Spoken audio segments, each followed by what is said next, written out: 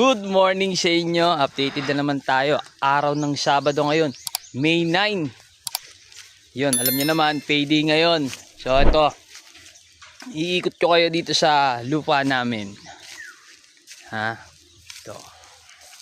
Unti-unti pinapalinis natin to. Dun yung sa swimming pool.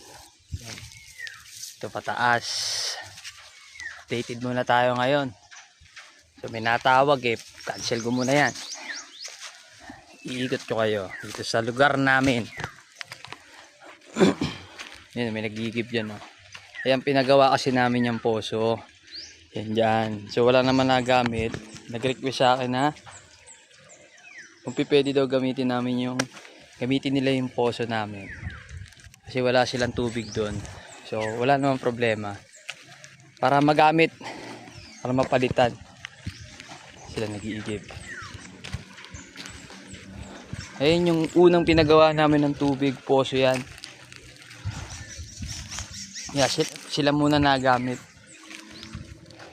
sa lugar namin. Kita nyo dyan, may lambat yan dyan, paikot. Halos lahat pinaikutan na sila ate. Hello ate, kamusta? Ilang, saan dyan te? Sunod te, pagawan mo ng ano dyan daanan. Para hindi kayo nagluluksong baka, mamaya maano kayo sa barbwire. Yan, yung asawa kasi niya nagawa dun sa akin. Iikot ko lang kayo. Yun, payday na naman tayo ngayon. Araw ng Sabado kasi. Pero yung pinapagawa nating bahay, yung poste, tsaka yung paikot, di ko alam kung anong tawag doon. Hanggang doon lang muna sila. Tapos yung swimming pool na yung pinapagawa natin ng maayos. Siguro matagal-tagal ulit bago may pagawa dahil tapos pa tayo sa budget. So nabigla kasi tayo sa tubig. Yung tubig kasi na pinadrill natin, yung deep well, umabot siya ng kalahating milyon. Kaya madugo, masakit sa bulsa. Pero ganun pa man unti-unti matatapos natin yun. Kaya magiging updated pa rin tayo yung lugar namin. Kasi pag may net, yun yung sa magkaapatid ng mama ko yan. Halos lahat. Ikutan na natin ang lambat yan para malaman natin kung hanggang saan yung sukat lahat talaga. Ito, dito kasi may balak pa rin kami dito. Kung pwede sana, balak pa rin naman. Sana magkaayos-ayos na sila. Dito naman din yung dito yung sa tita ko, yung bahay na yon. Yung tita ko nag-ano sa poso. Bali ang poso dito dalawa, tapos isang yung drill deep well. Yun talaga, walang motor yun, hindi mo kailangan ni bomba. Dito kasi kailangan ni bomba yung poso. So iikot ko pa rin kayo dito sa lugar namin.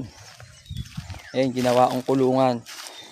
Kasi yung mga manok, ang dami na kaming manok dito.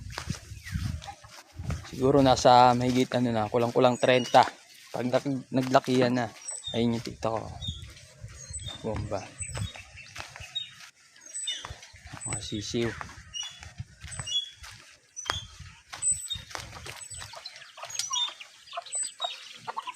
Ayan, may naglilimlim pa dyan Tapos mayroon pa doon. May naglilimlim pa doon. Tapos may bagong pisa na 6. Ikot nyo pa rin kayo. Ito yung garden ni tita. Yung tita ko. Pupunta tayo dun ngayon sa pinapagawa nating swimming pool. Yan. Ulitin ko, tapos na yung poste paikot. Tapos papatigil muna natin. Uwi tayo ng Maynila. Tapos patagal uli yung balik dito. Pero mag-iipon tayo ng materyales. Kasi talagang madugo sa madugo. Aray ko. Ayan, kamusta kayo dyan? Salamat sa mga nanonood. Bago ang lahat, gusto nyo bang pumaldo? nakikita nyo yung sa taas, yung bet 160. Try nyo, mag-register kayo dyan sa comment section. Alin nyo, maglibang-libang kayo. Alin nyo, pala rin kayo. Tumama. O, diba? Good. So, yan, napakasikaso ko na to. Yung mga kawayan, itatabi natin yan sa susunod para sa susunod, yung mga kahoy, kailangan natin yan. Sound trip na lang yun dun, no? Ito si Kuya Arnold. Ayun yung asawa nung nagano ng tubig dun. Arnold, sunod gawan mo sila ng ano, daanan dun. Para mamaya matinik yung ano, yung barbwire dun. Kalawang na yung barbwire. Magbubukas sa tumingin. Oo, lumano kayo, tumatawid kayo sa ilalim, mamaya matusok yung likod ng asawa mo, tsaka yung bata. Ayun, lakas si Buboy, oh. Ayan, tapos na yan, oh. Yan kasi, yan, dun sa unahan, i-extend pa natin yan. Extend pa natin yan kasi ang sukat niya ng lupa ay ng bahay 140 square meter. Kaya kailangan natin ng lupa, yung bundok dyan, bundok-bundok eh.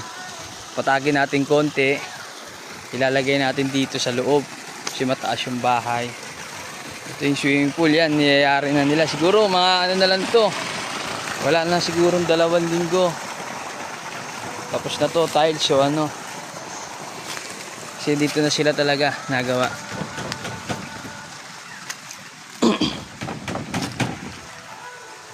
Yan, mga veterano yan, no? Kaya updated lang muna tayo. Uy, temperature, ang taas ang ano, grabe yung temperature natin dito. Sobrang init. Isipin nyo naman kung gaano ka ano yan, no? Kaluwag. Kaya pag naglanguyan sila dito, eh medyo ano, yan, sukat niyan 5 feet. Taasan pa konti, tapos dito ipipinish pa nila pag ganyan, parang style ganito, tapos pupuhusan. Parang ay si Buboy idol yan, no? Idol kasi yung ano, parang gusto kong bumili ng T-balls para yung sa apakan niya maganda.